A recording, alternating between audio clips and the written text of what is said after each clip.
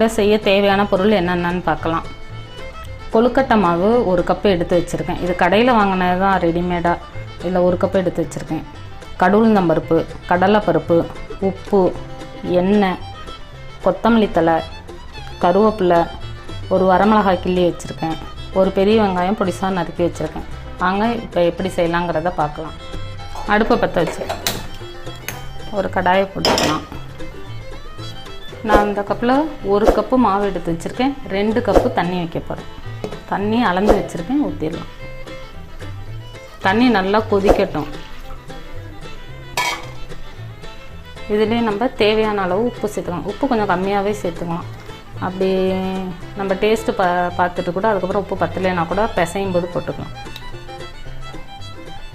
தண்ணி கொதி வரட்டும். தண்ணி கொதி வந்துடுச்சு. அடுப்பை சிம்மில் வச்சுட்டு கொஞ்சம் கொஞ்சமாக மாவை போட்டு கட்டி இல்லாமல் கிண்டிக்கணும்.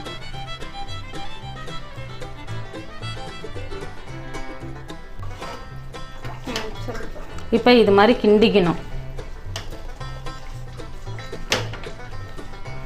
1 கப்பு மாவுக்கு 2 கப்பு தண்ணி ஊற்றினா கரெக்டாக அளவு இருக்கும். இந்த அளவுக்கு வந்தோடனே ஒரு 5 நிமிஷம் ஆற வச்சு 5 நிமிஷம் ஆற வச்சிடலாம்.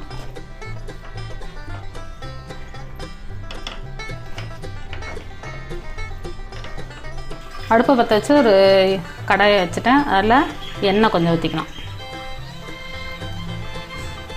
எண்ணெய் காஞ்சிச்சு. கடவுளுந்தம்பருப்பு கொஞ்சம் தாளிக்கிறதுக்கு தேவையானதை போட்டுக்கலாம்.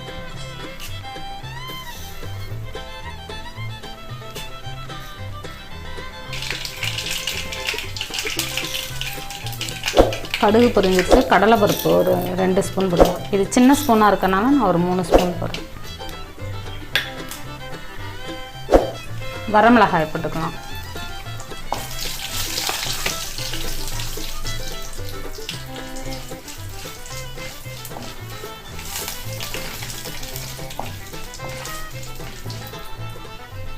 நறுக்கி வச்சு வெங்காயத்தை போட்டுக்கலாம்.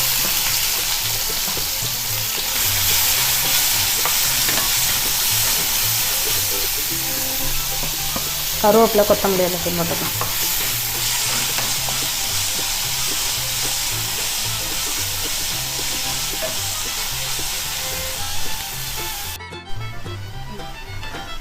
நல்லா வதங்கிடுச்சு. இதை எடுத்து மாவில் கொட்டிக்கலாம்.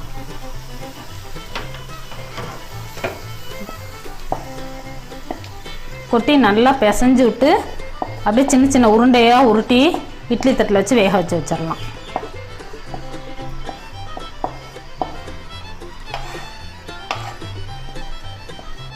இது மாதிரி சின்ன சின்ன உருண்டையாக உருட்டி வச்சுருங்க. இட்லி கொப்பரையில் தண்ணி நல்லா கொதி வந்துடுச்சு. இதை தூக்கி வச்சு ஒரு 10 நிமிஷம் வேக விட்டால் போதும். எப்போதுமே இட்லி கொப்பரையில் தண்ணி வச்சிங்கன்னா இட்லி ஊற்றுறதா இருந்தாலும் சரி, மற்ற எந்த பொருளுக்காக இருந்தாலும் சரி, நல்லா கொதிக்க விட்டு இப்படி மூடி வச்சிங்கனாக்கா சீக்கிரம் வெந்துடும்.